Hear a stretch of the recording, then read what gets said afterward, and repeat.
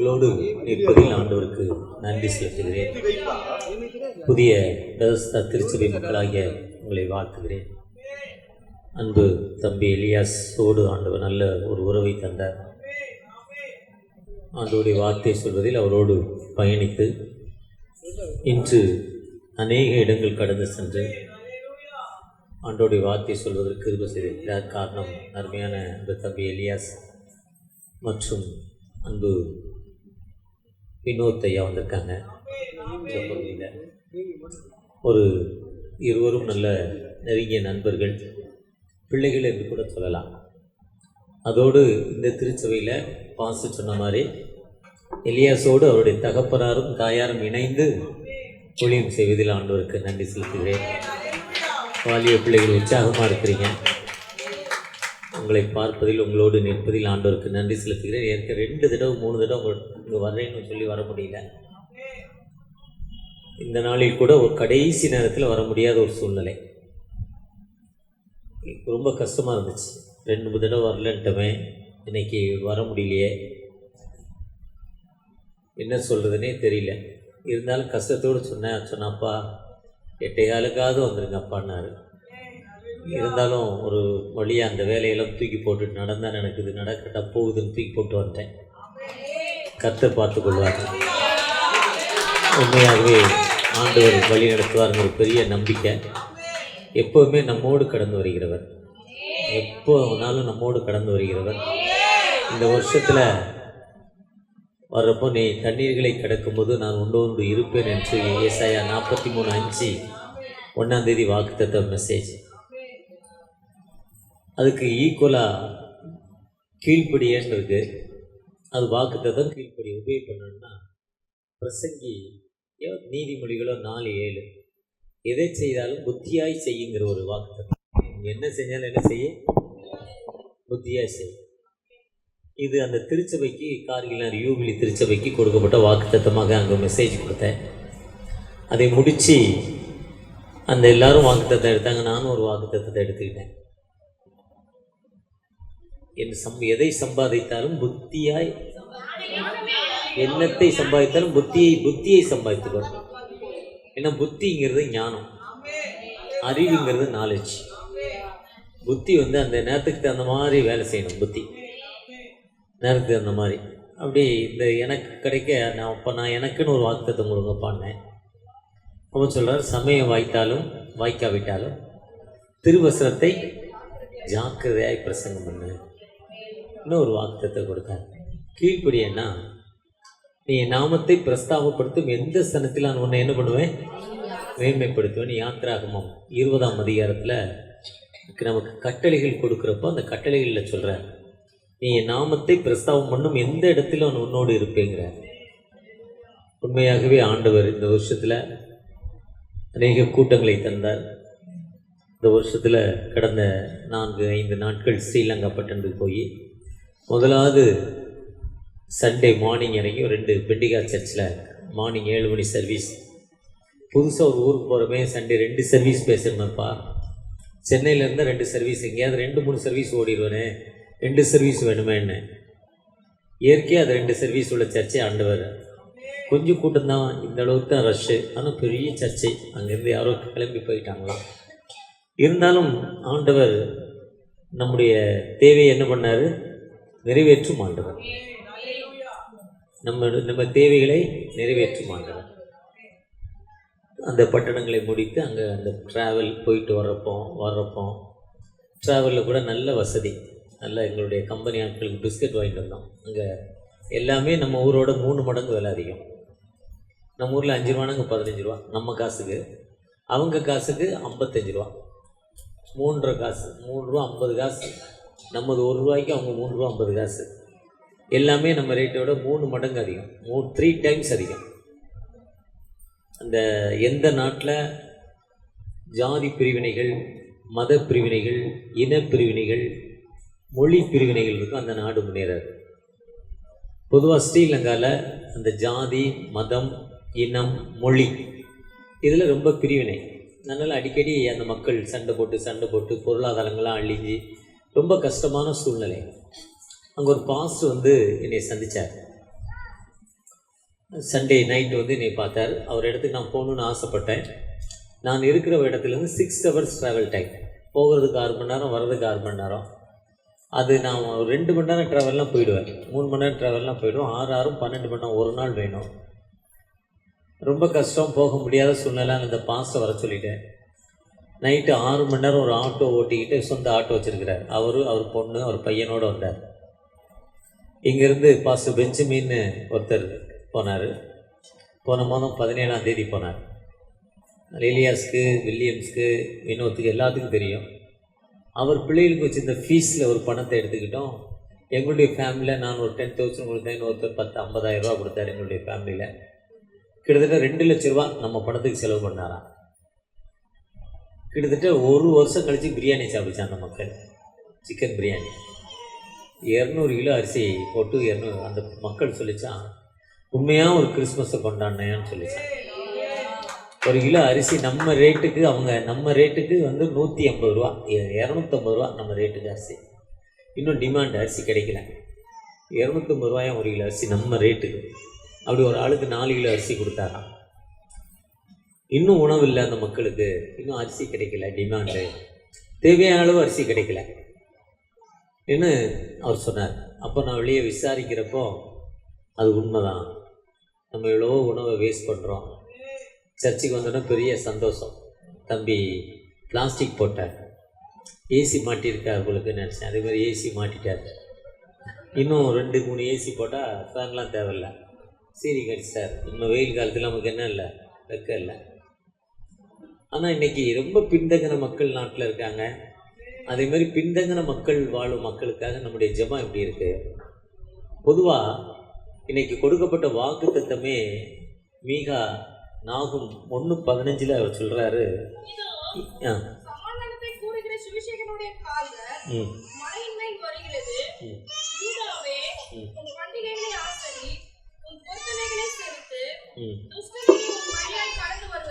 துஷ்டனினி உன் வழியாய். துஷ்டன்னா புதிய மொழிபெயர்ப்பில் தீயவன் சொல்கிறார். இங்கிலீஷில் விக்கெட் மேன். விக்கெட்னா என்னது? விக்கெட்னா அவுட் ஆகிறோம், எடுத்து வர்றதில்லை. ரொம்ப ஒரு அருமையான வாக்குத்தத்தம். இதை நான் நினைக்கிறப்பவே எனக்கு நீதிமொழிகள் 2ஆம் அதிகாரம் 29ஆம் வசனம் எனக்கு கடைசி வசனம் 2 கடைசி 29 31 தெரியல. துன்மார்க்கர்களோ துன்மை எப்படி போவாங்க? அறுப்புண்டு போவார்கள். துன்மார்க்கரோ பூமியில் நீதிமான்கள் நிர்மூலமாவார்கள். துன்மார்கள் பூமியில் இராம என்ன பண்ணிடுவாங்க? அறுப்புண்டு போவார்கள் சொல்லப்பட்டிருக்கு. இன்னொரு இடத்துல சொல்றப்போ, நல்லவன் சாப்பிடும் பொருட்டு பிரசங்கி 2:26 கடைசி வசனம், தேவன் தமது பார்வைக்கு நல்லவனாய் இருக்கிற ஞானத்தையும் அறிவையும் இன்பத்தையும் என்ன பண்றாரு? கொடுக்கிறார். பாவம் செய்கிறவனுக்கோ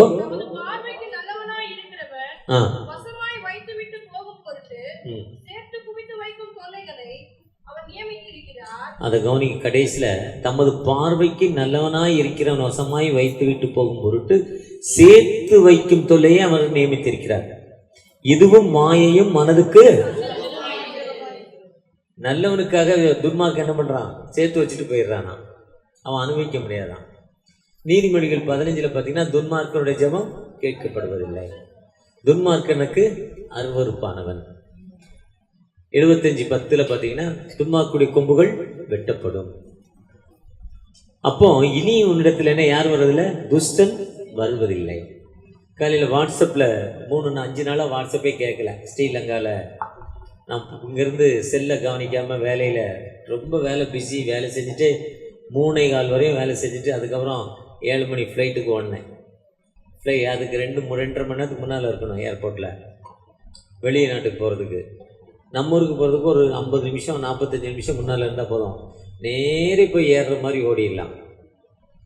ரெகுலராக போகிறதால பழக்கம் இருக்குது. கிட்ட நாங்கள் இருந்து ஓடிடுவோம். இது நிறையா ஃபார்மாலிட்டி இருக்குது. அங்கே ஏர்போர்ட்டில் போனால் அவங்க சின்ன பிள்ளைங்க 5 பிள்ளைங்க 5 பிள்ளைங்களுக்கு டிக்கெட் போடுறவங்க அது ஹிட்டுன்னு போடலை, சைல்டுன்னு போடல, அடல்ட்னு போட்டான். அவன் கம்ப்யூட்டர் டிக்கெட் தர மாட்டேங்குது, அடல்ட்டுக்கு தான் தருவான், இதை சின்ன பிள்ளைங்க தர மாட்டேங்கிறான். ரொம்ப கஷ்டப்பட்டு போராடி கடைசி 2 நிமிஷத்தில் எங்களுடைய ப்ரோக்ராம் கேன்சல் ஆகிருங்கிற நிலைமை இருக்குது. 5 சின்ன பிள்ளைங்கள் வரல. என்னுடைய பேத்தி 3 பேரும் 4 பேர் 5 பேர், என்னுடைய பிள்ளைகள் 5 பேர், பேரன் பேத்தி, அண்ணனுடைய பிள்ளைகள் 3 பேர், 8 பேர். கடைசி 3 நிமிஷத்துக்கு முன்னால் சண்டை போட்டு ரொம்ப ஃபைட் பண்ணி அதுக்குள்ளே மெசேஜ் வந்துச்சு. அவன் அதுக்கெல்லாம் ஆசரம் இல்லை, ஏர்போர்ட்காரன் அதுக்கெல்லாம் ஆசர மாட்டான். அதேமாதிரி வர்றப்போ பார்த்திங்கன்னா கூட வேலை செய்கிறவங்களுக்கு ஏதாவது வாங்கிட்டு போகணும், என்ன வாங்கலான்னு திங்க் பண்ணி பார்த்தா சண்டே ஒரு சர்ச்சுக்கு போகிறப்போ 7:30 மணிக்கு போன இடத்துல ஒரு டீ கூட கொடுக்கல, ஒரு தண்ணி கூட கொடுக்கல அவங்க. நான் 8:30 மணிக்கு சாப்பிட்றாரு, ஃபஸ்ட் சர்வீஸ் முடிச்சா சாப்பிடுவேன். அங்கே வந்து ஊரில் என்ன இருக்குன்னா இட்லி தோசைலாம் கிடைக்காது, இடியாப்பம் புரோட்டா, அது எங்கே இருக்கோ தெரியாது, மீன் ரொட்டி, பன்னுக்குள்ளே மீன் வச்சு கொடுக்குறான். அது வாயிலே பயங்கர ஸ்மெல் வரும். ஒரு கடையில் பிஸ்கட் வாங்கினோம், ரொம்ப டேஸ்ட். நான் 2 பிஸ்கட் சாப்பிட்டேன், மனைவி சாப்பிடாதாலும் 5 பிஸ்கட் சாப்பிட்டேன், ரொம்ப டேஸ்ட்டு. அந்த பிஸ்கட்டை தான் சென்னைக்கு வாங்கிட்டு வரலாம், ரொம்ப போராடணும், கடைசியில் கிடைக்கல, பிஸ்கட் வாங்கிட்டு வரலான்னு. என்ன இங்கே உள்ள ரேட்டை கம்பேர் பண்ணுறப்போ கொஞ்சம் தான் அதிகம், பிஸ்கட் ரொம்ப நல்ல டேஸ்ட். எங்கிட்ட வேலை செய்கிற 400 பேருக்கு வாங்கினோம். ஒரு ஆளுக்கு ஒரு பாக்கெட் கொடுக்க முடியாது, குறைஞ்சது 2-3 பாக்கெட் கொடுக்கணும். இதெல்லாம் பிளான் பண்ணி அவ்வளோத்தையும் பேக் பண்ணி 30 பேர் பேக் பண்ணி கொண்டு வரதுக்கு எவ்வளோ டென்ஷன். ஆனால் போகிறப்போ சரி வரப்போ சரி, ஆண்டவர் என்ன பண்ணுறாரு, கரெக்டாக எங்களுடைய ட்ராவலை கரெக்டாக கன்ஃபார்மாக நல்லா பண்ணி கொடுத்தாரு. துஷ்டன் என்கிட்ட யாரும் வர்றதில்லை, இனி வரவில்லை. தீயன் வந்துட்ட இன்னும் என்ன பண்ண முடியாது. நீதிமான்கள் கால்கள் சமாதானத்தில் போகும். கர்த்தர் யோசுவாட்ட சொல்கிறப்போ நீ உயிரோடு இருக்கும் நாட்கள் எல்லாம் என் கூட இருக்கிறேங்கிற. எப்போ எது வரையும்? அந்த ஃப்ரிட்ஜ் பெட்டிக்குள்ளே தூக்கி வைக்கிற வரையும் நம்ம கூட இருக்கிறாராம். அதுக்கப்புறம் தான் 4 பேர் தூக்கிடுவாங்களே, வேணாம் இல்லை. அட்லீஸ்ட் ஆள் இல்லைன்னா ரோட்டில் போட்டு கலெக்ஷனாவது பண்ணி 10 பேர் 10 ரூபா கலெக்ஷன் பண்ணி 3 ரூபா செலவு பண்ணி 7 ரூபா தண்ணி அடிச்சு போயிடுவான். அதுக்கும் ஆள் இருக்குல்ல நம்ம ஊரில். அனாதை போனாங்கன்னு கலெக்ட் பண்ணி அவனுக்கு அன்னைக்கு அவருக்கு போல போடுது, யாருக்கு? தூக்கி வைக்கிறவருக்கு. அதுக்கும் 10 பேர் வேணும். அப்போ உயிரோடு இருக்கிற நாள்லாம் அவர் என்ன பண்ணுறதில்ல, நம்ம என்ன பண்ணுறதில்ல. புக்கிங் ரொம்ப கஷ்டமாக இருக்குன்னு பார்த்தோம், அதை ரொம்ப போராட்டமாக பேக் பண்ணி கொண்டாந்து. ஆனால் எல்லாம் கடை இறங்கி வர்றப்போ ஒரு கல்டா, அதையும் ஆண்டவர் எளிமையாக மாற்றி கொடுத்தார். எப்போவுமே ஆண்டவர் சொல்கிறாரு, தீயவன் துன்மார்க்கவன் பக்கம் என்ன பண்ணுறதில்ல, நீ சமாதானத்தை கூடுற கால்கள் என்னதுக்கு அமைதியாக இருக்குன்னு சொல்கிறார். ஏசாயா 29:7 சொல்கிறாரு, ஏசாயா 40:9 சொல்கிறாரு, ஏசாயா 52:1 சொல்கிறாரு, நீ சமாதானமாக இருப்ப, உனக்கு விரோதமாய் உருவாக்கப்படும் எந்தவித ஆயுதமும் வாய்க்காதே போங்கிறார். அதனால் ஆண்டவர் நமக்கு விரோதமாக எப்பவுமே கொடி ஏற்றுறதில்லை. நம்ம தான் ஆண்டவருக்கு விரோதமாக என்ன பண்ணுறோம், முறுமுறுக்கிறோம். நம்ம தான் ஆண்டவருக்கு விரோதமாய் கஷ்டத்தில் வேதனையில் இருக்கிறோம். ஆனால் ஆண்டவர் எப்பவுமே அவர் என்ன பண்ணுறதில்ல, கைவிடுறதில்லை. நான் அந்த ஸ்ரீலங்கா பட்டணத்தை ஏன் சொன்னேன்னா, அவர் அந்த பாஸ்டர் ரொம்ப டெரரிஸ்டான இடத்துல ஊழியம் பண்ணுறாராம். அங்கே புத்திஸ்ட் உடைய தீவிரவாதம் அதிகம். புத்திஸ்ட் அதான், அவங்க தான் மத தீவிரவாதிகள். இவ்வளோ சண்டைக்கு காரணம் புத்திஸ்ட் தான்.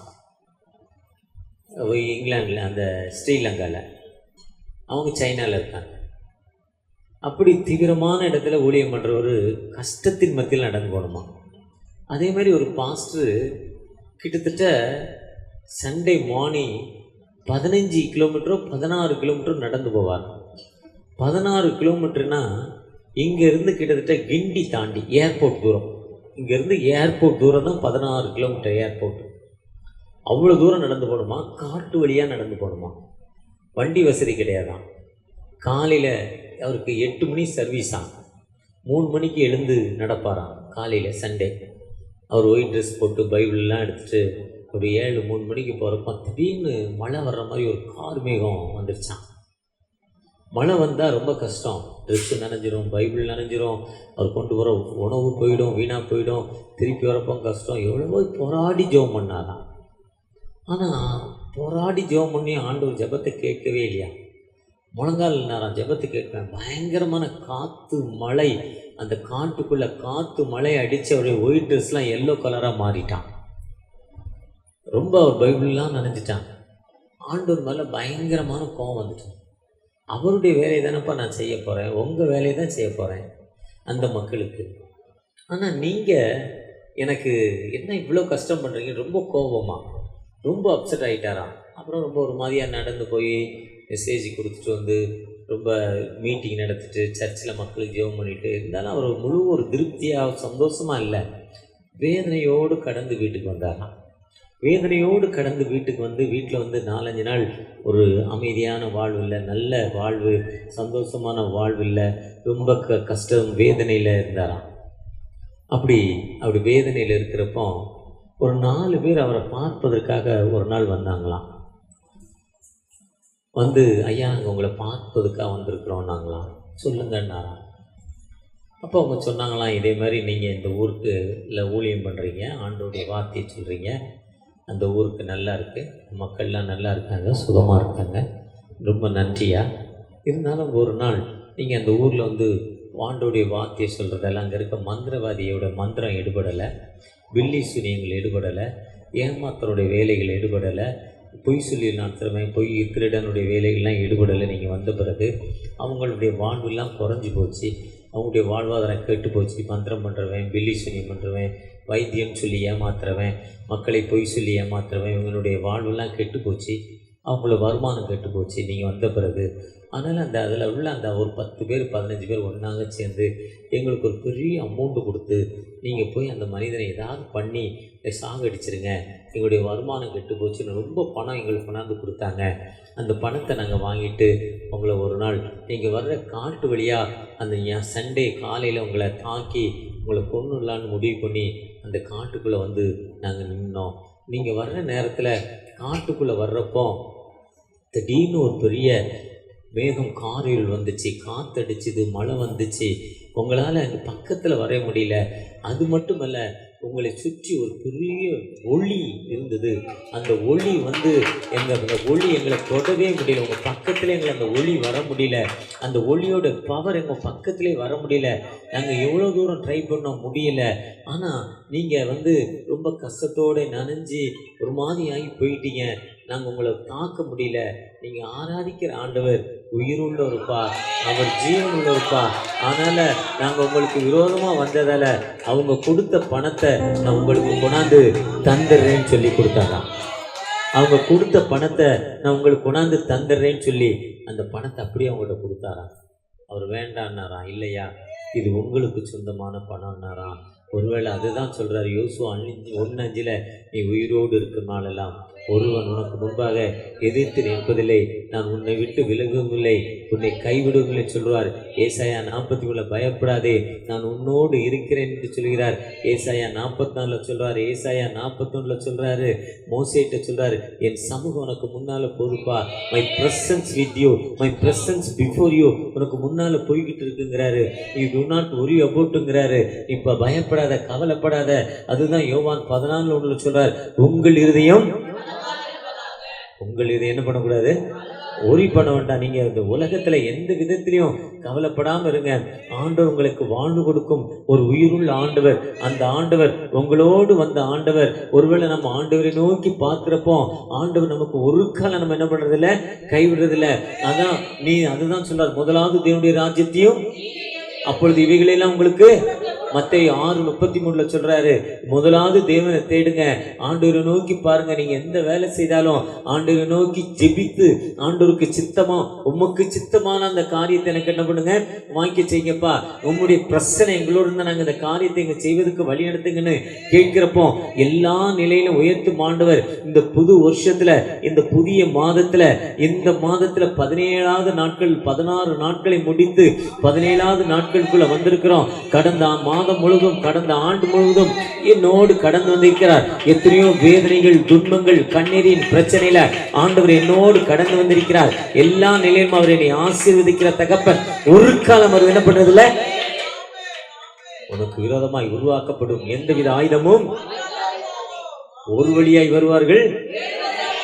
உனக்கு முன்பாக ஒருவனும் உனக்கு முன்னால் என்ன பண்ண முடியாது. அடிக்க வந்தாலும் அடிக்க முடியாது. ஆனால் அடிக்கிறான்னா ஏதோ ஒரு தவறு நம்மகிட்ட இருக்கு, ஏதோ ஒரு தப்பு நம்மகிட்ட இருக்கு. ஆண்டவர் கண்ணம் ஒரு சொல்கிறார், இமைப்பொழுது நான் கைவிட்டேன். அதுதான் ஏசாயா 54 படிக்கிறப்போ அது முழுமையாக ஒரு வாக்குத்தத்தமான ஒரு பகுதி. பிள்ளை பெறாத மகளடியே மகிழ்ந்து களிகூறு, நீ கவலைப்படாத, இமைப்பொழுது கைவிட்டேன். நீ உனக்கு விரோதமாய் உருவாக்கப்படும் எந்தவித ஆயுதமும் 54:17 சொல்றாரு, 54:10 சொல்றாரு, மலைகள் விலகலாம், பர்வதங்கள் நிலைபெறலாம், என்னுடைய சமாதானத்தின் உடன்படிக்கை உண்மையில் விலகாது என்று உண்மையில் மனதுருகிற கர்த்தர் சொல்லுகிறார். அந்த சமாதானத்தின் உடன்படிக்கை ஆண்டவர் என்னோடு பண்ணியிருக்கிறார். அந்த உடன்படிக்கை தான் இன்னைக்கு நாகும் 1:15 சொல்றாரு. என்ன சொல்றாரு வாசிங்க திரும்ப. இதோ சமாதானத்தை கூறிய சுவிசேஷனுடைய பாதங்கள் மலையின் மேல் வருகிறது. யூதாவே உன் பண்டிகையிலே ஆசிரி, உன் பொருத்தனைகளை ஆண்டவருக்கு என்ன செலுத்து. பண்டிகைன்னா என்னது? மனைவி, பிள்ளைகள், தாய், தந்தை, சகோதரர், உறவின் மக்கள், வீட்டில் அடிமைகள், வேலைக்காரர், ஆடு மாடு. உபாகமம் 16 சொல்றாரு, உபாகமம் 16 சொல்றாரு, இன்னொரு உபாகம் 26 சொல்றாரு. பண்டிகைன்னா எல்லாரும் ஒன்னா கூடுறதான் பண்டிகை, எல்லாரும் ஒன்னா கூட தான் பண்டிகை. அதுக்கு தான் கிறிஸ்மஸ், எல்லாரும் ஒன்னா கூடி பண்டிகை. என்ன பண்டிகை? அந்த இளையகுமாரன் மனம் திரும்பி வந்த பொழுது அவங்க அப்பா என்ன பண்ற, ஊரெல்லாம் கூப்பிட்டாரு, பாட்டு கச்சேரி நடத்திட்டாரு, அவனை குளிப்பாட்டிட்டாரு, புது ட்ரெஸ்ஸு போட்டுட்டாரு, மோதிரம் கையில் போட்டுட்டாரு, கையில் கம்பு கொடுத்துட்டாரு. கம்புன்னா செங்கோல், அது நீதியின் கோல், ஆட்சியின் கோல். அது ஒரு அரசருக்கு கொடுக்கும் செங்கோல், அதை கொடுத்துட்டாரு. அந்த செங்கோலை கொடுத்துட்டாரு. அந்த செங்கோலை கொடுத்து அவர் சொல்லிட்டாரு, நீ ராஜாப்பா. புது செருப்பு கொடுத்துட்டாரு. கண்ணுக்குட்டி அடிச்சு பிரியாணி பண்ணிட்டேன், பீஃப் பிரியாணி பண்ணியாச்சு. இப்போ பீஃபை பார்த்தா நாங்களாம் ஓடுவோம் குடு குடுன்னு. ஆனால் பைபிள் என்ன பிரியாணி பண்ணியிருக்காங்க? கண்ணுக்குட்டி, ஆட்டுக்குட்டி இல்லைங்க, கண்ணுக்குட்டி. கரெக்டாக கண்ணுக்குட்டி தான் சொல்லியிருக்கு. கண்ணுக்குட்டி, அதுதான் பண்டிகை. நீ உனக்கு சமாதானத்தை சுவிசேஷத்தை சொல்லியாச்சு. சொன்ன பிறகு நீ என்ன பண்ணக்கூடாது? கவலைப்படக்கூடாது. பில்லி கிரஹாம் நேற்று வாட்ஸ்அப்பில் பில்லி கிரஹாம் பற்றி டாக்டர் புஷ்பராஜ்னு ஒருத்தர் சொல்கிறார். அவர் எல்லா ஊழியக்காரலையும் திட்டுற ஒரு புஷ்பராஜ். அவரே சாட்சி சொல்கிறார்.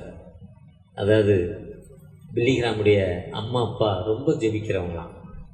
நம்ம எலியாஸோடைய அம்மா அப்பா மாதிரி ரொம்ப ஜெபிக்கிறவங்களாம். பில்லி கிரஹாம் சொன்ன பேச்சே கேட்க மாட்டாராம், கூட்டத்துக்கு வர மாட்டாராம், சர்ச்சுக்கு போக மாட்டாராம், இவ்வளோ. ஆனால் பில்லி கிரஹாமுக்கு ஒரே ஒரு ஆசை இருந்துச்சான். என்ன ஆசைன்னா, கார் ஓட்டுவாராம். அவங்க அம்மா ரொம்ப வேதனைப்பட்டாங்களாம். பில்லி கிரஹாமுடைய நண்பர்கள்கிட்ட சொல்லுவாங்களாம், பாருப்பா என் பிள்ளை கோயிலுக்கே வர மாட்டேங்கிப்பா, சர்ச்சுக்கே வர மாட்டேங்கிப்பான்னொன்னே பில்லி கிரஹாமுடைய நண்பர்கள்லாம் ரொம்ப வேதனைப்பட்டு சொன்னாங்களாம். இருந்தாலும் அவனுக்கு சர்ச்சைக்கு வர்றதுக்கு பில்லி கிரஹாமுக்கு ஐடியா இல்லையா. சின்ன வாலிப வயசில் 20-22 வயசில் சர்ச்சைக்கே வர மாட்டானா. அப்போ அந்த தம்பிமார் ஒரு ஐடியா கொடுத்தாங்க. இந்த தம்பி நல்ல கார் ஓட்டுறாரு, இப்போ எலியாஸ்க்கு காசு இருக்க இல்லையோ ஒரு புல்லட் வாங்கி ஓட்டுறாரு பாருங்க. திடீர்னு போனால் வண்டியில் பெட்ரோல் இல்லாமல் நிற்கும். வண்டியோட விலை எவ்வளவு? 2 லட்ச ரூபா. 50 ரூபா என்ன இல்லை பெட்ரோல் போட வழியில். ஆனால் 2 லட்ச ரூபா ஒரு பந்தா நிறைய பேர் பண்ணுறா துணியது. திடீர்னு அவன் வண்டியில் ஏறினோன்னே ஏன்னா எங்கேயா கூப்பிட்டு போனோன்னா முதல்ல தம்பி பெட்ரோல் இருக்கா? நான் போகிறதே காலையில் வெள்ளியை ஊற்றிட்டு சுடு தண்ணி அவசரமாக போவேன். அப்போ தான் அந்த அங்கிள், அதனால் ஒரே ஒரு நாள் திட்டினேன். அதனால் இப்போ பெட்ரோல் இல்லாமல் என்கிட்ட வர்றதில்லை. கடை அப்போ வரப்பு ரிட்டர்னில் போட்டுக்கலாம் இப்போ இருக்குன்றவர். இருக்காண்டாலும் ஜோம் பண்ணுவார், ஓடும் நம்பிக்கை. ஏன்னா முதலே கேட்டுவார் எங்கே போகணுன்றவார். ஏன்னா நானே பெட்ரோல் போகிறப்போ போடுறது இல்லை, போட முடியாத நேரம் இல்லை. வந்தேன் 10 நிமிஷத்துக்கு முன்னால் வந்திருக்கலாம். அந்த ரயில்வே கேட்டு 15 நிமிஷம் மூடிட்டான். இப்படி ஒரு நிலைமை, ஏன் நிலைமை? அந்த தம்பிக்கு வண்டி ஓட்ட ஆசை. அப்போ ஒரு பெரிய யூத் மீட்டிங் நடந்துதான். அந்த யூத் மீட்டிங்கில் அப்போ அவங்க அப்பாட்ட அந்த தம்பிமார் சொன்னாங்களாம், உங்கள் பையன் நல்லா வண்டி ஓட்டுவார், நீங்கள் கார் கொடுக்க மாட்டீங்க. ஒரு தம்பி இப்போ இங்கே ஒரு வண்டி ஓட்டினார், 10 பேரை கொண்டிருப்பான். இப்படி ஒரு ஜிக்ஜாக் போட்டு போகிறான். எங்கே தான் போவானோ. இன்றைக்கி ஒரு 12 கிலோமீட்டரில் 3 பேர் அதே மாதிரி ஆளை பார்த்துருக்கேன். உடம்புலாம் கிடுக்கிடுன்னு ஆடுது எனக்கு. ஏன்னா வயசு 65 ஆகிப்போச்சு, வண்டி ஓட்டுற கண்டிஷனில் இல்லை, வேறு வழியும் இல்லை. அப்படி நல்லா வண்டி ஓட்டுவானோன்னா அவங்க அப்பா அந்த வண்டியை கொடுத்தாராம். யூத் மீட்டிங், பெரிய மீட்டிங்காக அந்த யூத் மீட்டிங்கில் நான் போய் உள்ளெல்லாம் வரமாட்டேன், வண்டி ஓட்டிகிட்டு வருவேன், நான் வெளியே தான் இருப்பேன். நான் வெளியே உட்காந்துருக்கிறப்போ ஒரு தம்பி எலியாசு வினோத் மாதிரி 2 பேர் பாடினாங்களாம். அந்த பாட்டோடைய தன்மை அவருக்கு ரொம்ப பிடிச்சுதான், இந்த வரிகள் ரொம்ப பிடிச்சுதான். அப்போது ரொம்ப நல்லா இருக்கேன் அந்த பாட்டுன்னு அந்த டென்ட்டில் துணியினால கட்டியிருந்தாங்களாம். அந்த துணியை தள்ளிட்டு உள்ளே போய் பார்த்தாராம். எட்டி பார்த்தா அவருக்காகவே பாடுற மாதிரி இருந்தது. அந்த பாட்டுக்கு இடையில உன் வாலிபத்தில் உன்னை அழைக்கிறார், உன் தீயை வெளியே விட்டு உன்னை அழைக்கிறார், நான் உன்னை பயன்படுத்த போகிறேன்னு அந்த வார்த்தைகள் அவனை நோக்கி கூப்பிடுற மாதிரியே இருந்துச்சான்.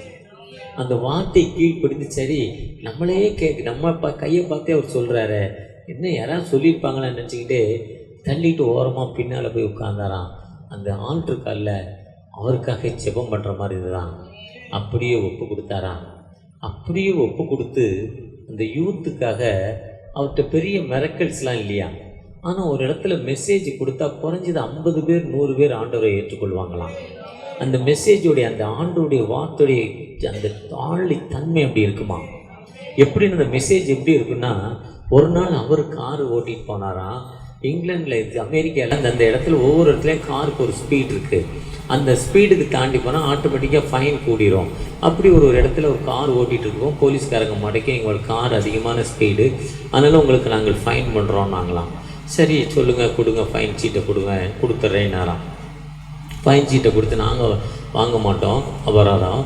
அங்கே மொபைல் கோர்ட் இருக்குது, அங்கே ஜட்ஜி இருக்காங்க, அவங்க தான் உங்களுக்கு கன்ஃபார்ம் பண்ணணும், அங்கே போய் நீங்கள் ஃபைன் கட்டுங்கன்னாங்களாம். அங்கே போனால் ஒரு குறிப்பிட்ட ஸ்பீடுக்கு குறிப்பிட்ட ஃபைன் சொல்லி அந்த ஜட்ஜி பில்லிகிரஹாம் நீங்கள் கார் இவ்வளோ வேகமாக ஓட்டியிருக்கீங்க, அந்த காருக்கு நீங்கள் ஓட்டினதில் உங்களுக்கு இவ்வளோ ஃபைனுன்னு சொல்லி அந்த சீட்டை கொடுத்தாங்களாம். அந்த சீட்டை வாங்கியாந்து அவர் கெட்டுறதுக்கு போனாராம்.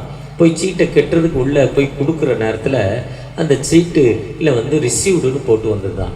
அங்கே இருக்கவங்க உங்களுக்காக அவங்க பணம் கட்டிட்டாங்க, யாரோ கட்டிட்டாங்க, நீங்கள் பணம் கட்ட வேண்டாம், இல்லை ஜட்ஜே உங்களுக்காக கட்டிட்டாருன்னாராம். ஜட்ஜி எனக்கு ஏன் கட்டாருன்னு போய் திரும்ப ஜட்ஜியை பார்த்தாரா. ஜட்ஜி சொன்னாரா, நீங்கள் வேகமாக ஓட்டினது தப்பு தான், நான் உங்களுக்காக ஏன் கார் ஓட்டினேன்னா என் மகன் ஒரு காலமும் என் வார்த்தையை கேட்க மாட்டான், எனக்கு கீழ்ப்படிய மாட்டான், ஆனால் ஒரு நாள் உங்களுடைய மெசேஜை கேட்டு இன்னைக்கு வேதம் வாசிக்கிறான், சர்ச்சுக்கு போகிறான், அவன் போனான் உன் மகன் வரானே, ஒரு குடியார பையன் வர்றானேன்னு திட்டினான், ஆனால் இன்னைக்கு என் மகனை பார்த்து நல்லவன் இந்த உலகம் சொல்லுது, அது உங்களுடைய வார்த்தை, ஆண்டோடைய வார்த்தை, அந்த வார்த்தையை மகனுக்கு வாழ்வு கொடுத்தது, நான் ஏங்க உங்களுக்காக ஃபீஸ் கட்டக்கூடாது, நான் ஏன் உங்களுக்காக கட்டக்கூடாதுனாரா. இதுதான் சமானத்தை கோரும் கால்கள், இனி உன் வெளியாய் துஷ்டன் வருவதில்லை. பூமி அகிலமும் சாட்சியாகவே போங்கள் என்ற கட்டளையதா. பூமி அகிலமும் சாட்சியாகவே போங்கள் என்ற கட்டளையதா. ஆவியாத்மாவும் தேகம் நாமும் நன்கு தொண்டு செய்யுவே. எப்பவுமே நம்மளை கைவிடுறதில்லை. அவருக்கு தெரியும். சங்கீதம் 139:16 ஒரு கருவை என்னுடைய கண்கள் கண்டதுங்க. எரேமியா 1:5 நீ தாயின் கற்பத்தில் வெளிப்படுவனை நான் உன்னை தெரிந்து கொண்டேன்கிற. தாயின் கற்பத்தில் வெளிப்படுவனை தெரிந்தெடுத்திருக்கிறார். ஏசாயா 46 சொல்றாரு, உன் சிறு வயது தொடங்கி முதிர் வயது வரை, உன் சின்ன வயசுல இருந்து நீ வயசான வரையும் என் கைகளில் உன்னை தாங்கினேன், ஏந்தினேன், தப்பி வைப்பேன்னு சொல்றாரு. ஏசாயா 49:15 உன்னை என் உள்ளங்கையில் உன் மதில்கள் இலக்கு எப்பொழுதும் உனக்கு முன்பாக ஒருத்தரும் வர முடியாதுங்கிற. ஆண்டவர் எப்பவுமே நம்மளை கைவிட்டு போறதில்லை. ஆனால் நம்ம தான் ஆண்டவர்கிட்ட என்ன பண்றோம், கஷ்டத்தோடு வேதனையோடு இருக்கிறோம்.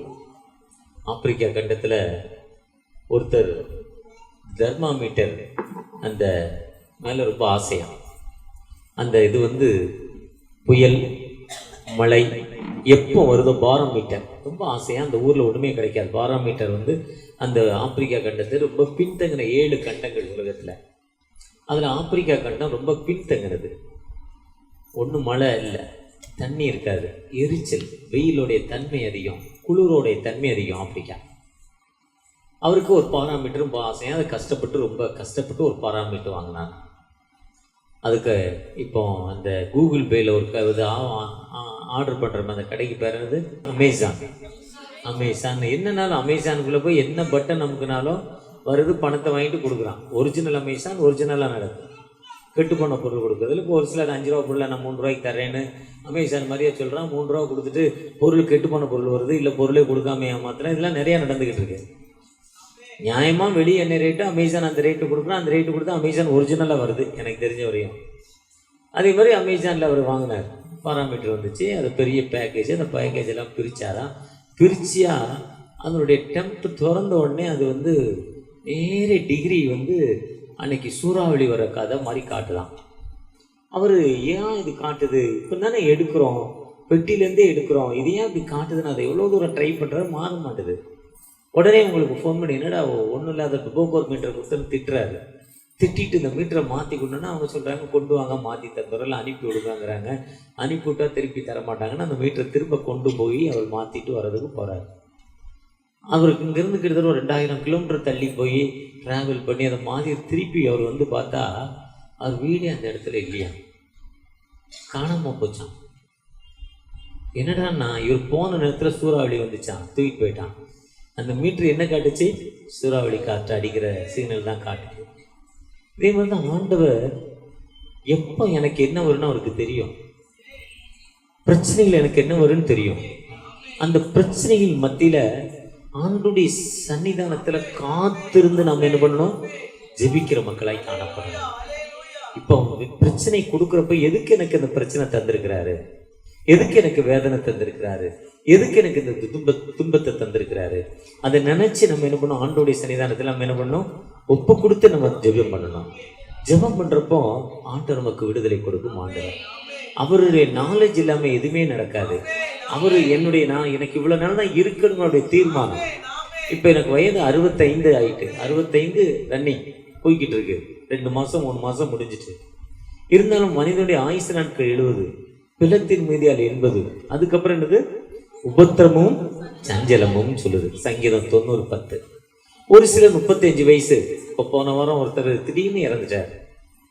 ஒரு ரெவரண்டு ஈசிஐயில் லாரன்ஸ்னு ஒரு ஐயா, ரொம்ப பக்தியான ஒரு மனிதர், கடவுளுக்கு பயந்த மனிதர். நான் ஸ்ரீலங்கா பிரயாணப்பட்டு போய் அங்கே இறங்கியிருக்கேன். எனக்கு ஃபோன் காலையில் மண்டே மார்னிங் இறந்துட்டாருன்னு. சண்டே சர்வீஸ் முடிச்சிருக்கு, மண்டே இறந்துட்டாரு. அவரும் ஸ்ரீலங்கா போன மாதம் போயிட்டு வந்தார். எதிர்பார்க்கவே இல்லை. அந்த அம்மா அங்கேருந்து ஜெபக்கூட்டம் வைக்கிறதுக்கு எனக்கு நேற்று முந்தா நாள் ஃபோன் பண்ணாங்க. அப்போ அந்த அம்மாட்ட பேசியிருக்கோம். அந்த பாடி அடக்கம் பண்ணுறதெல்லாம் அந்த அம்மா எனக்கு ஃபோட்டோ போடுறாங்க. அந்த அளவுக்கு என் மேலே ஒரு பாசம் ஜாஸ்தி. அப்போ என்னம்மா நடந்ததுன்னு கேட்டால் ஒன்றுமே இல்லையா, சண்டே சர்வீஸ் முடித்தார், ஈவினிங் முடித்தார், மண்டே மார்னிங் எழுந்தார், என்னை கொண்டே ஸ்கூலில் விடுறேன்னாரு, ஜஸ்ட்டு வழியா என்னமோ பண்ணுதுனாரு, இறந்துட்டார். யாங்க அந்த அம்மா சந்தோஷமாக பேசுது. கடவுளை சித்தம் இவ்வளோதான், என் ஒரு வேதனையும் இல்லை. இன்னும் அவர் வயசு 62, 3-4 வருஷம் ஒர்க் பண்ணணும். அந்த அம்மா ரிட்டையர்ட் ஆகிற ஸ்டேஜ். இருந்தாலும் ஆண்டவருடைய சித்தத்துக்கு அந்த அம்மா என்ன பண்ணுறாங்க? ஒப்பு கொடுத்து ஜெபம் பண்ணுறாங்க. ஆண்டவருடைய சித்தத்துக்கு நமக்கு என்ன நடந்திருக்கும், ஏன் நடந்தது, எதுக்கு நடந்ததுன்னு கேட்காம உம்முடைய சித்தம்பா, அந்த உம்முடைய சித்தம் இல்லாமல் எதுவுமே. அந்த நகோமி ரூத்து, நகோமி வந்தோடனே, நகோமியா இல்லம்மா மாறான்னு சொல்லுங்க, என் வாழ்வு என்னது? கசப்பான வாழ்வு. அங்க சோறு கிடைக்கணும். அப்பத்தின் வீடாகிய எருசலேமை விட்டுட்டு, பெத்லேகம் விட்டுட்டு, அது என்ன ஊர்? மோவாப் தேசத்துக்கு போனேன்.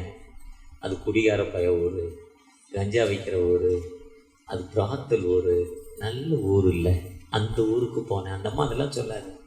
அப்பத்தின் வீடு, என் வீட்டை விட்டுட்டு அங்கே போனேன். இப்போ என் வாழ்வு கசப்பான வாழ்வு, கசப்பான வாழ்வு. கணவன் இறந்துட்டாரு, 2 பிள்ளைகள் இறந்துட்டாங்க, வம்சம் வழி இல்லை, அதோடு அவங்களுடைய வம்சம் முடிஞ்சிருது. அப்படிப்பட்ட வேதனையிலையும் ஆண்டவருக்கு நன்றி செலுத்துகிறோம். எவ்வளோ வேதனையில் அந்த அம்மா ஆண்டவருக்கு நன்றி செலுத்து. நகோமி, என் வாழ்வே கசப்பு, ஆண்டவரை விட்டுட்டு தூரமாக போயிட்டேன். ஒருவேளை இன்னைக்கு உனக்கு விரோதமாக எனக்கு விரோதமாக துஷ்டம் வர்றான், நான் தீங்கை காண்றேன்னா, நான் கடவுளை விட்டுட்டு ஏதோ இடத்துக்கு பேக் வாங்கியிருக்கோம், பின்னால் போயிருக்கேன். அப்போ நம்ம ஜெபம் பண்ணி ஆண்டவருடைய சன்னிதானத்தில் திரும்ப ஆண்டவரோடு இணைந்து கொள்றப்போ ஆண்டவர் நமக்கு விடுதலை கொடுக்கும் ஆண்டவர், ஜீவனை கொடுக்கும் ஆண்டவர். அந்த ஆண்டவர் ஒரு காலம் நம்ம என்ன பண்றது இல்லை, கைவிடுறதில்லை. கடந்த வருஷத்தில் ஆண்டவர் எனக்கு கொடுக்கப்பட்ட வாக்குத்தத்தம் ரொம்ப ஒரு சிறப்பான வாக்குத்தத்தத்தை கொடுத்தாங்க. ஆனால் நான் தினமும் சொல்லி ஜெபம் பண்ணுவேன். கடந்த வருஷத்தில் எனக்கு சுகருடைய லெவல் ரொம்ப அதிகமாகிடுச்சு.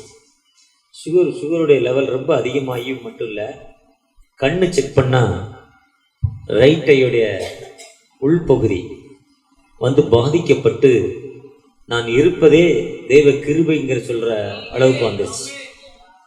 எனக்கு கொடுக்கப்பட்ட வாக்குத்தத்தம் ஆதியாகமம் 26:24, நான் உன்னோடு இருந்து உன் சந்ததியை பெருக பண்ணுவேன், நீங்கள் உலகத்துக்கு வெளிச்சமாக இருக்கிறீர்கள், you are light on the world. நான் நினச்சேன் அந்த சுகர்லாம் ரொம்ப அதிகமாக லெவல் அதிகமாகி ரொம்ப வேதனை வந்த உடனே ஒரு சந்ததியை பெருக பண்ணுவேன் இருக்கிறார். அப்போ நம்ம லைஃப் ஆஃப் பண்ணிட்டார் போல, சுவிட்ச் ஆஃப் பண்ணிட்டார் பொழுது நம்ம லைட் ஆஃப் பண்ணிவிட்டு என் சந்ததிக்கு கொடுத்துட்டார் பொழுது தோத்திரம் ஆண்டவரே. என்ன ரெட்டினா பாதிச்சிருச்சு. ரெட்டினா என்பது ரொம்ப சின்ன ஒரு பகுதி, இந்த முடி அளவு தான், கண்குள்ளே இருந்து நமக்கு லென்ஸ், அதுதான் பார்வை. இந்த பாப்பா அழகாக இருக்குது, கலராக இருக்குது, இந்த பாப்பா கருப்பாக இருக்காங்க, இவங்க வயசில் கம்மியாக, இதெல்லாம் நமக்கு சொல்கிறது அந்த கண்ணு தான், அதுதான் ரெட்டினா. அதனுடைய 98 விழுக்காடு பாதிச்சிருக்கிறார் டாக்டர். அது பாதிச்சுன்னு சொல்லி இருந்தாலும் காட் இஸ் கிரேஸ்ங்கிறார், உங்கள் கடவுள் பெரியவருங்க போங்கிறார். ஒரு ஹிந்து டாக்டர் சொல்கிறார். ஒரு அம்மா உடனே ஆப்ரேஷன் பண்ணுச்சு, அது பீஸாக சொல்லிச்சு. அப்போவே அது ஏமாத்துறதுன்னு இன்னொரு டாக்டர்கிட்ட போனேன். அந்த அம்மா நம்ம அம்மா மாதிரி, அவளை ஹைட்டு, கலரு, கொஞ்சம் ஒல்லி, அழகாக ஐஃபையாக இருந்தார். ஒரு 6 மாதத்துக்கு வைட்டமின் டேப்லெட் கொடுத்து போய் சாப்பிடுன்ட்டார், சரியாயிரும்ட்டார். அப்போ ஏதோ தகராறுன்னு நினச்சிக்கிட்டேன். அப்புறம் ரெகுலராக பார்க்குற டாக்டரை பார்த்து அவர் சொன்னார், காட் இஸ் கிரேஸ், கடவுள் பெரியவர். ஆண்டவர் சொல்கிறாரு, உனக்கு சுகர் வியாதி ஏன் கொடுத்துருக்குறேன்னா நீ கண்ட்ரோலாக இருக்கணுங்கிற ஒரே நோக்கம். இப்போ 3-4 நாள் ஸ்ரீலங்காவில் சாப்பாடு வந்தால் பெப்சி வந்துடுது, 4 பாட்டில் 5 பாட்டில் பெப்சி, ஸ்ப்ரைட்டு வந்துடுது. நம்ம ஊரில் அது நல்ல டேஸ்ட்டாக இருக்குது. சாப்பாடு இருந்தால் ஸ்வீட் இருக்குது, சாப்பாடு இருந்தால் கேக் இருக்குது, சாப்பாடு இருந்தால் ப்ரெட் இருக்குது, எல்லாம் ஸ்வீட்டு. சிக்கன், வெரைட்டியான சிக்கன் இருந்தாலும் தொண்டையில் கத்திய வேணு பட்டு படாமல் கொஞ்சம் சாப்பிட்டு, தொண்டையில் கத்திய வேணு லேசாக கொஞ்சம், அதுக்காக முழுசாக வெறுக்க முடியல. மனுஷன் தானே. ஆண்டவர் நம்மை ஞானத்தை கொடுத்துருக்கார், புத்தியை கொடுத்துருக்கிறார். அந்த புத்தியின்படி போகிறப்போ இந்த வருஷம் ஒரு வெளிச்சமான வருஷம், ஆண்டவர் உங்களை வாழ்விக்கும் வருஷம், ஆண்டவர் உங்களுக்கு விடுதலை கொடுக்கும் வருஷம். இந்த வருஷம் உங்களை உயர்த்து, இந்த வருஷத்தில் தகப்பனே எனக்கு வாழ்வு கொடுங்க, என்னை ஆசீர்வதிங்கப்பா, உங்களுடைய கிருபையை தாங்க தகப்பனே, உங்களுடைய இரக்கத்தை தாங்க தகப்பனே என்று அவரை நோக்கி பார்ப்போமா? அவரை நோக்கி பார்க்கிறப்போ நிச்சயமாகவே விடுதலை கொடுக்கும் ஆண்டவர். எரிகோ மதிலும் முன்னே வந்தாலும் இயேசு வந்தன் முன்னே செல்கிறார். எரிகோ மதிலும் முன்னே வந்தாலும் இயேசு வந்தன் முன்னே செல்கிறார். கலங்கிடாதே, திகைத்திடாதே, துதியினால் இடிந்து விழும். கலங்கிடாதே, திகைத்திடாதே, துதியினால் இடிந்து விழும். நன்றியால் துதிப்பாடு, நம் இயேசுவை நம்பாலே என்றும் பாடு. நன்றியால் துதிப்பாடு, நம் இயேசுவை நம்பாலே என்றும் பாடு. 2025 காண செய்திருக்கீங்கப்பா. 24 கண்ணீரோடு வந்தப்பா, வீடு கட்ட முடியலையே, அந்த இஎம்ஐ எவ்ரி மந்த் இன்ஸ்டால்மெண்ட் என்னால் முடியலப்பா, அதிகமான வட்டி தகப்பன, என் வருமானத்துக்கு மேலே வட்டி தகப்பன என்று கண்ணீரோடு தன்னை நினைத்து ஜெபிக்கிற அந்த அன்பு மகளுக்காக தகப்பன ஒரு விசை கூட மனமிறங்கப்பா. உம்முடைய கிருபையை தாங்க தகப்பனே, உம்முடைய இரக்கத்தை தாங்க தகப்பனே. கண்ணீரோடு குடும்பத்துல என் மகளோடு நல்ல உறவு இல்லப்பா, விட்டு கொடுக்கிற தன்மை இல்லை தகப்பனே. ஐயா, கண்ணீரான வாழ்விட்டு ஏக்கத்தோடு ஜெபிக்கிற அந்த அன்பு மகளுக்காக தகப்பனே, என்ன வாடகை இருக்கிற வீட்டோட ஹவுஸ் ஓனரோடு நல்ல உறவு இல்லை, இரவுல நல்ல தூக்கம் வரலப்பா, கெட்ட கனவுகள் கெட்ட சிந்தனைகள், என்னையால உணவு அருந்தம் இல்லை, ஏக்கத்தோடு கண்ணீரோடு ஒரு விதமான ஜீரண சக்தி எனக்கு இல்லை, ஏக்கத்தோடு கண்ணீரோடு இருக்கிற அந்த அன்பு மகளுக்காக தகப்பனே. நான் பணி செய்கிற இடத்துல எனக்கு தேவையான பணி உயர்வு இல்லப்பா, எனக்கு இன்க்ரிமெண்ட் கொடுக்க மாட்டாங்க, கிறிஸ்துவ என்பதிலே ஓரம் கட்டுறாங்க, எனக்கு ஒரு விடுதலை தாங்க தகப்பனேன்னு ஏக்கத்தோடு ஜெபிக்கிற அன்பு மகளுக்காக தகப்பனே, உம்முடைய பிரசனம் வரட்டும் தகப்பனே, உம்முடைய கிருபை வரட்டும் தகப்பனே, உம்முடைய இரக்கம் வரட்டும் தகப்பனே, உம்முடைய வழிநடத்தல் வரட்டும் தகப்பனே. ஆசீர்வதிங்க ஒவ்வொருவரோடு உம்முடைய கிருபை இருக்கட்டும், உம்முடைய இரக்கம் இருக்கட்டும். புதிய பெதஸ்தா திருச்சபைக்காக, திருச்சபை மக்களுக்காக, பாஸ்டருடைய துணைவியருக்காக, திருச்சபையுடைய மூத்த மக்களுக்காக, இதோ இந்த புது வருஷத்து கூட்டங்கள்ல, புது வருட வாக்குத்தத்த ஆராதனையில, ஆசீர்வாத கூட்டத்துல உம்முடைய பிரசனை இருக்கட்டும், உம்முடைய வழிநடத்தல் இருக்கட்டும். இந்த நாளும் மட்டுமல்ல, நடக்க போகிற 2 நாட்களும் ஊழியர்களை வல்லமையா பயன்படுத்துங்கப்பா. அபிஷேகத்தினால் நிரப்புங்க தகப்பனே, நிரப்புங்க தகப்பனே, நிரப்புங்க தகப்பனே, நிரப்புங்க நிரப்புங்க. என்ன நோக்கத்தோடு இந்த கூட்டங்கள் ஆரம்பிக்கப்பட்டதோ அந்த நோக்கத்தை நிறைவேற்றுங்க. உம்முடைய கிருபை எங்களோடு வரட்டும், உம்முடைய வழிநடத்தல் எங்களோடு வரட்டும் தகப்பனே. ஆசீர்வதிங்க, வழி நடத்துங்க. நீங்க வாங்கப்பா, உம்முடைய கிருபை எங்களோடு இருக்கட்டும். மீட்பர் இயேசு மூலம் ஜெபம் கேளும் அன்பின் தகப்பனே. அறுவடை மிகுதியாலோ இல்லை, அன்பரின் கதற